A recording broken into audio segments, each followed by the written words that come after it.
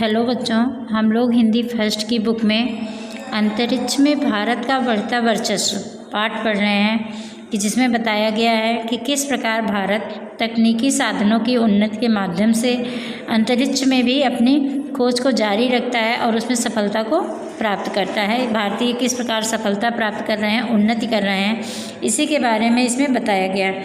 भारतीय moon mission की सफलता के बाद इसरो का लोहा पूरी दुनिया मान चुकी है।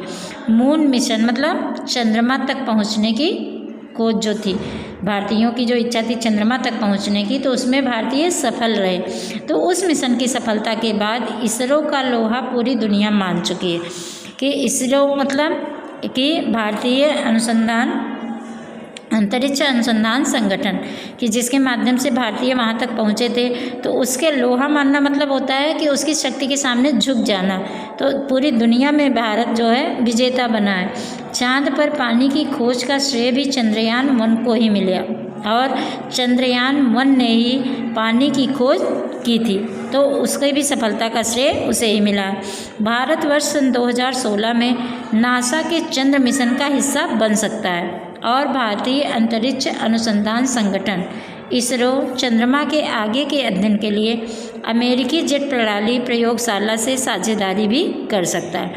अब देखिए यहाँ पर लिखा है सन 2016, तो इसका मतलब कि यह बुक जो लिखी गई है, यह पाठ जो लिखा गया है, यह 2016 से पहले का है। तो उस समय लेखक ने एक कल्पना की है कि ऐसा हो सकता है, लेकिन इस समय हम 2020 में जी रहे हैं, 2020 में हैं, तो अब तक भारत ने और भी अधिक प्रगति कर ली है। इसमें है ना कि चंद्रमा के आगे इसके अध्ययन के लिए, तो चंद्रमा के आगे मंगलयान पे जो है जीवन है या नहीं है, इसकी खोज भारत ने जारी रखी और काफ़ी हद तक उसमें सफल भी हुआ। तो इसमें जितना इन्होंने लिखा है, इससे आगे भारत उन्नति कर चुका है। तो अमेरिकी जेट प्रणाली प्रयोगशाला से साझेदारी भी कर सकता है भारत। इसी तरह अगर उन्नति करता रहा तो वह जो विदेशों का ग्राहक बना हुआ है, तो ग्राहक नहीं बल्कि उसका साझेदार बन सकता है और व्यापारिक उन्नति कर सकता है। भविष्य में अंतरिक्ष में प्रतिस्पर्धा बढ़ेगी। प्रतिस्पर्धा मतलब प्रतियोगिता। प्रतियोगिता मतलब होता है आगे बढ़ने की होड़, कि हम दूसरे से आगे पहुंच जाएं। तो सभी देशों के बीच में प्रतियोगिता बढ़ेगी कि कौन सबसे पहले किस ग्रह पर पहुंचने में सफल हो सकता है। तो इसके लिए भारत के पास इसमें थोड़ा बहुत बढ़त पहले से ही है। बढ़त मतलब आगे रहना।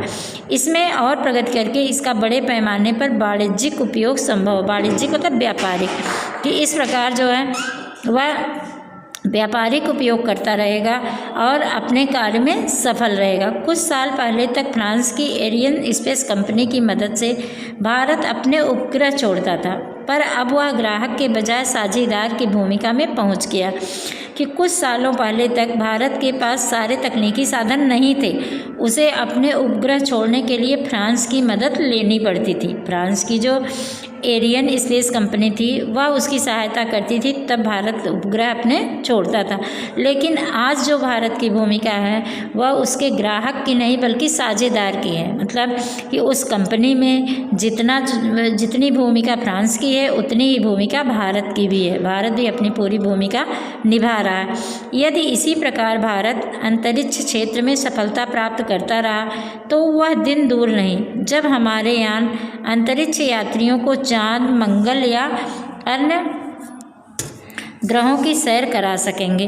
तो लेखक कहते हैं कि इस कल्पना करते हैं कि इस तरह की उन्नति को देखते हुए, तकनीकी साधनों की प्रगति को देखते हुए अब वह दिन दूर नहीं होगा कि जब हमारे यान अंतरिक्ष यात्रियों को चांद, मंगल या अन्य ग्रहों की सैर करा सकेंगे। कि हम भारतीय इसमें इतने सफल हो जाएंगे कि लोग आसानी से चंद्रमा पर, मंगल ग्रह पर या अन्य दूसरे ग्रहों पर भी पहुंच सकेंगे, वहां की भी खोज कर सकेंगे।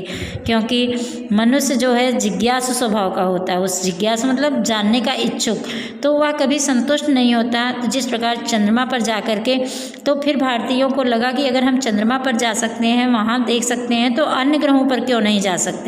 तो इस प्रकार भारत अंतरिक्ष यात्रियों को लेकर के और चाँद पर, मंगल पर या अन्य ग्रहों पर भी जा सकेगा और वहाँ की भी खोज कर सकेगा। और एक दिन ऐसा आएगा कि यह अंतरिक्ष भी हमारे लिए उसी प्रकार हो जाएगा कि जैसे धरती से हम हवाई जहाज़ की यात्रा करके एक जगह से दूसरी जगह जा सकते हैं, कि जैसे विदेश की यात्रा के लिए हम जहाज़ का प्रयोग कर लेते हैं, वैसे ही अंतरिक्ष यान का प्रयोग करके हम अंतरिक्ष में भी सैर कर सकेंगे।